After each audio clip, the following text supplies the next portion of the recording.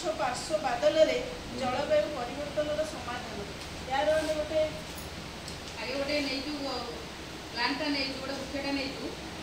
माने ढंका हो जाए जलवायु एमती परिवर्तन होती से गछ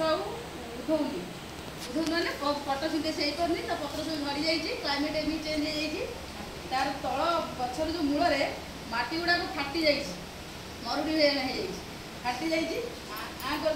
तार डाल एमती प्रभाव होती डाल कौन पत्र ही ना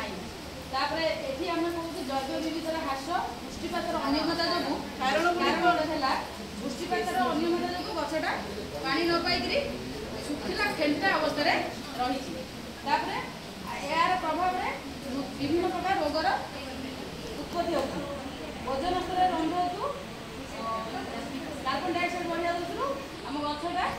शुष्क अवस्था रही खाद्य प्रस्तुत करें जलर अभाव हो मृत्तिका मृत्तिका क्षय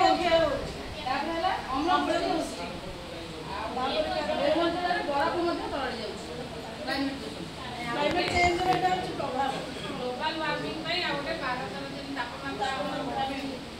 टेम्परेचर राइज कर ग्लोबल वार्मिंग